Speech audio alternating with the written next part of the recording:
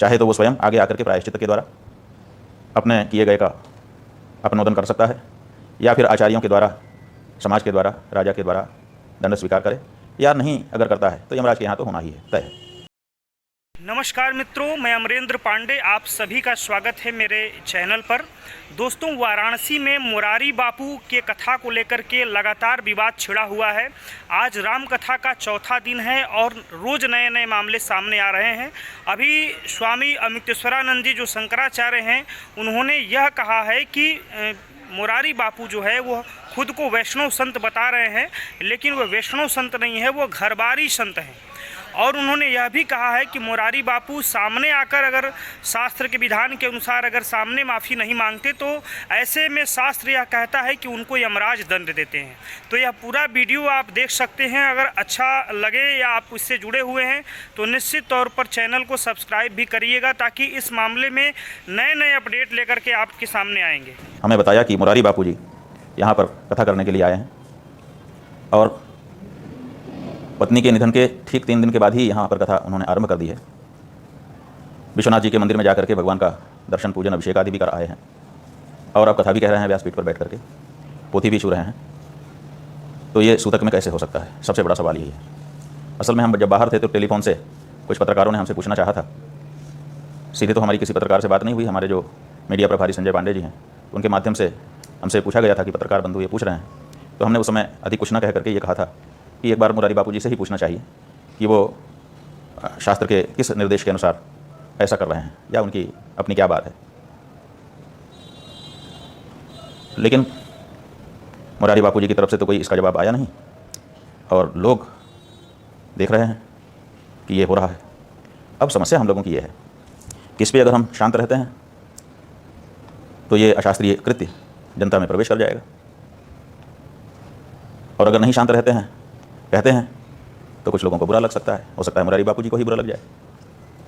लेकिन ऐसे अवसर जब भी आते हैं तो हम लोगों को यही कहना पड़ता है कि शास्त्र के पक्ष में खड़े हों। तजेऊ पिता प्रहलाद, विभीषण बंधु भरत महतारी, बलि गुरु तजेऊ कंत ब्रज बनितनि, भय मुद मंगलकारी। हमारे यहाँ संबंधों का निर्वाह शास्त्र के ऊपर नहीं है, शास्त्र सर्वोपरि है। शास्त्र मर्यादा का उल्लंघन जो भी करता है उसको उसके लिए दंड का भागी होना ही पड़ता है, चाहे तो वो स्वयं आगे आकर के प्रायश्चित के द्वारा अपने किए गए का अपनोदन कर सकता है, या फिर आचार्यों के द्वारा, समाज के द्वारा, राजा के द्वारा दंड स्वीकार करे, या नहीं अगर करता है तो यमराज के यहाँ तो होना ही है, तय है। यही सनातन संस्कृति है और यही सनातन का इस मामले में दृष्टिकोण है, कर्म का सिद्धांत है।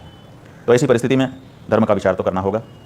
संबंधों को, उनके प्रति हमारे मन में कितना अच्छा भाव है, इसको अगर हम सामने रखेंगे और शास्त्रों को पीछे कर देंगे तो ये शास्त्रों की अवहेलना मानी जाएगी और ये ठीक नहीं होगा। इसीलिए हमको अपनी बात कहनी पड़ रही है। हमको जो लोग हमारे पास आए उन लोगों ने 2 वीडियो दिखाए हैं। एक वीडियो ऐसा है जिसमें मुरारी बापू जी कार से उतर करके, अभी दरवाज़ा खुला ही है, और पत्रकारों के प्रश्नों का जवाब दे रहे हैं। उन पत्रकारों के प्रश्नों में ये बात है कि जनता में इस बात की बड़ी सुगबुगाहट है कि आपको अभी पत्नी मरी है, सूतक लगा है, और आप विश्वनाथ जी का दर्शन भी कर रहे हैं और कथा भी कहने जा रहे हैं। तो इस बारे में जनता जानना चाहती है। ये प्रश्न स्पष्टता के साथ, बड़ी मर्यादा के साथ कि क्या करें, ऐसे प्रश्न चल रहे हैं। इसलिए आपसे ही पूछ लेना उचित समझ करके हम लोग आपसे पूछ रहे हैं। पत्रकारों ने बड़े शालीन शब्दों में उनकी भी मर्यादा और सम्मान को सुरक्षित रखते हुए उनसे पूछा है। ये काशी की विशेषता है कि यहाँ के पत्रकार मर्यादा का उल्लंघन नहीं करते हैं, लेकिन जो सच्चाई है उसको जनता के सामने लाने के लिए प्रश्नों में कोई कमी भी नहीं रखते हैं। तो उन्होंने पूछा। उनके पूछने पर मुरारी बापू जी जो कह रहे हैं वो ये हैं, वो कह रहे हैं कि हमारी पुरानी परंपरा है, निम्बार की परंपरा है, वैष्णव साधु,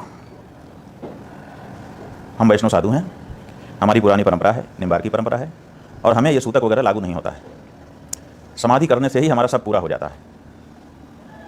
एक तो ये बात कह रहे हैं। दूसरे वो कह रहे हैं कि राम कथा का गायन ये तो धार्मिक कार्य है, इसमें क्या सूतक है। और फिर जब उनसे कहा जाता है कि साहब भगवान का दर्शन, कहते हैं हम तो करते हैं, बड़ी दृढ़ता के साथ और बड़ी लापरवाही से वो कहते हैं हमने तो किया, या हम तो करते हैं। और फिर वो साथ के लोग कहते हैं कि चला जाए, तो वो आगे बढ़ जाते हैं। एक वीडियो तो ये दिखाया गया। दूसरा वीडियो लोगों ने दिखाया कि वो आसन पर बैठे हुए हैं, संभवतः कथा उनकी चल रही है, और उसी समय वो कह रहे हैं कि किसी को ठेस लगी हो तो क्षमा मांग लेता हूँ, आप चिंता ना करो। इसमें कौन सी बड़ी बात है।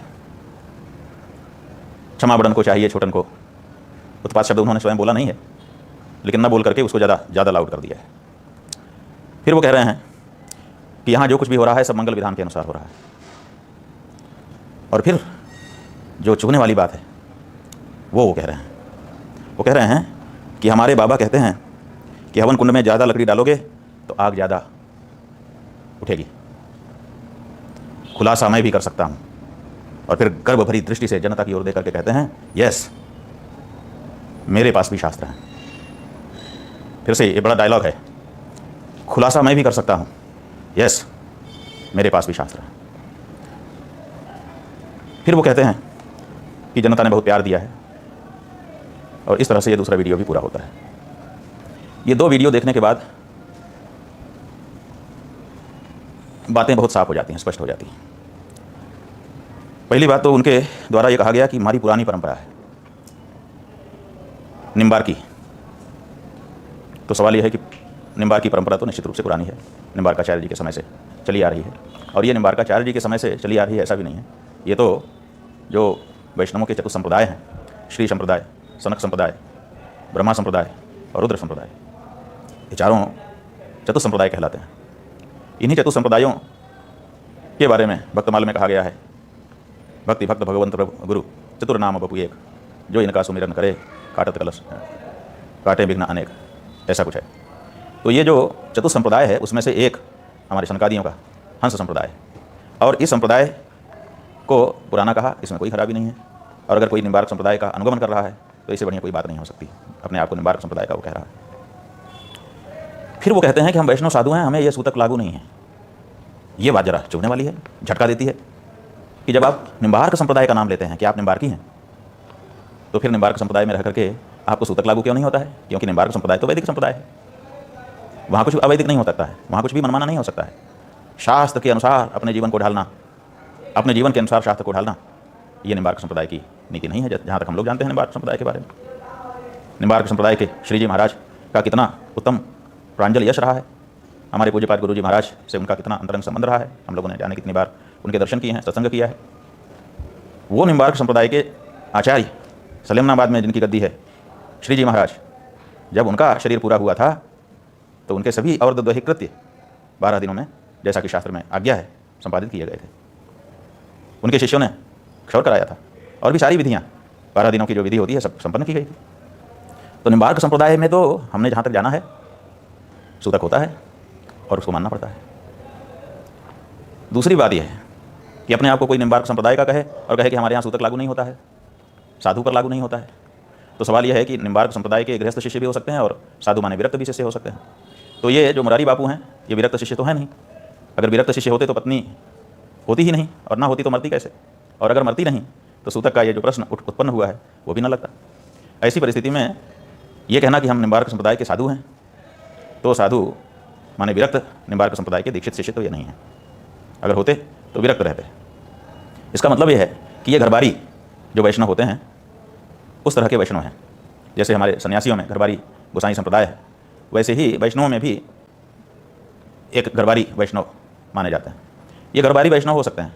प्रत्यक्ष दीक्षित विरक्त शिष्यों में से जो ब्रह्मचर्य का पालन करने वाले ब्रह्मचारी या सन्यासी हैं उनमें से तो ये नहीं है, तय है। तो ऐसी परिस्थिति में जब वहाँ का जो विरक्त